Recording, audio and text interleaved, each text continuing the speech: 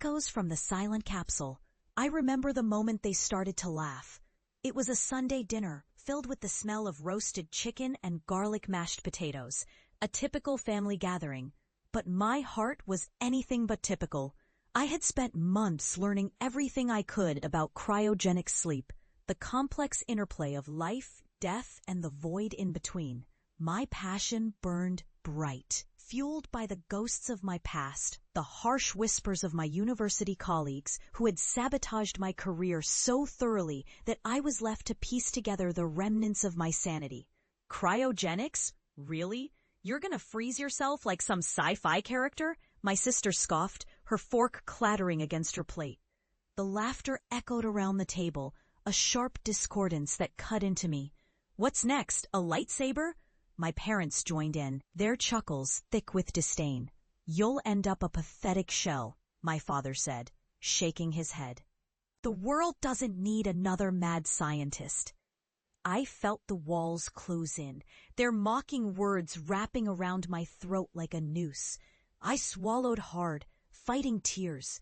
They were supposed to be my family, my support. Instead, they had become the very specters I sought to confront, a reminder of my failures.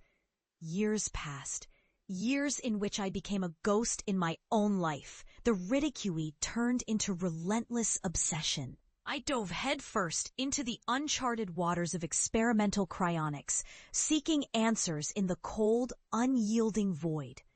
I volunteered for the very tests everyone had deemed a death wish.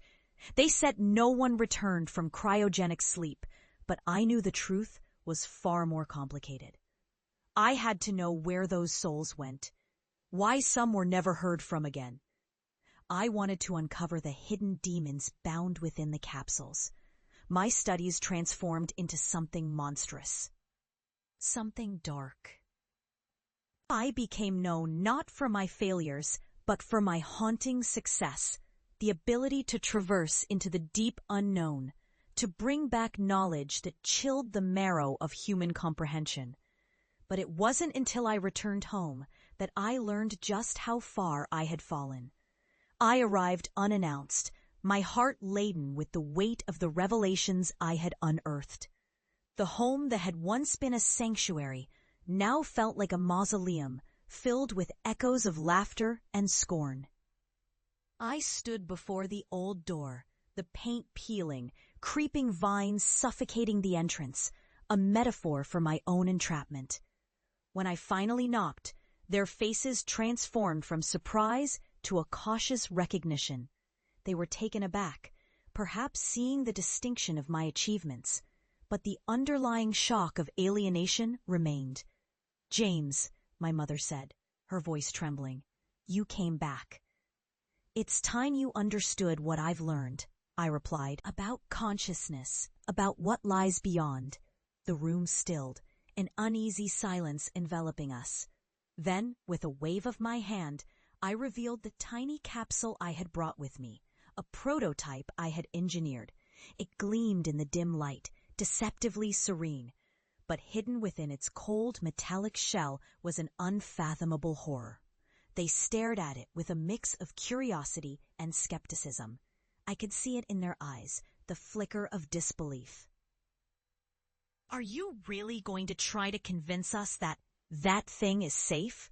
My sister scoffed again, but there was a tremor in her voice. I smiled grimly.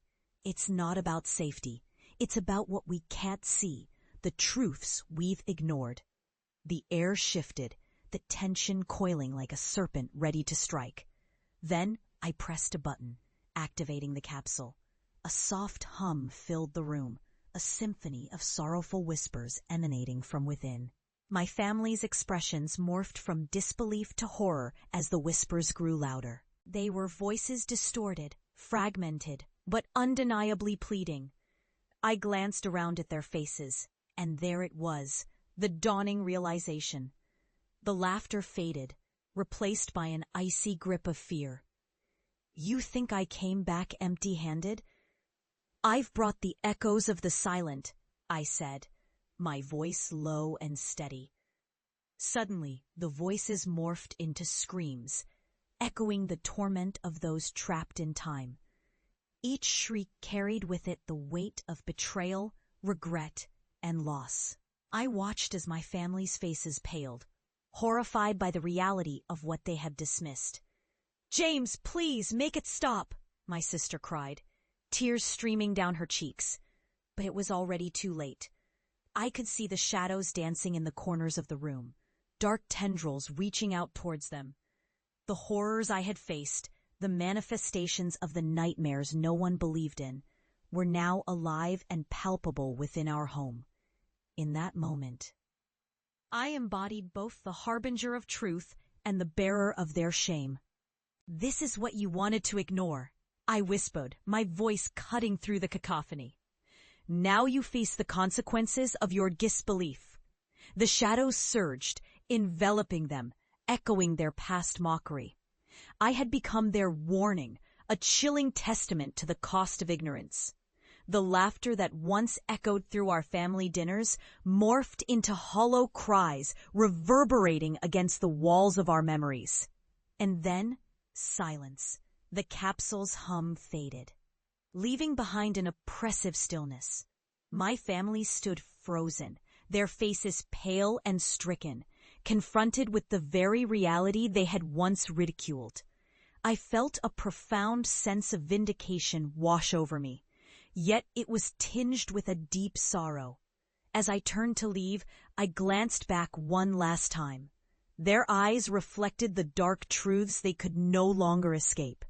I had survived, but the shadows of my journey now claimed them, a poignant reminder of the cost of their disbelief. I walked away from the past, my heart heavy with the weight of what they now faced. The echoes of laughter forever silenced, replaced by whispers of the unknown that would haunt them for eternity.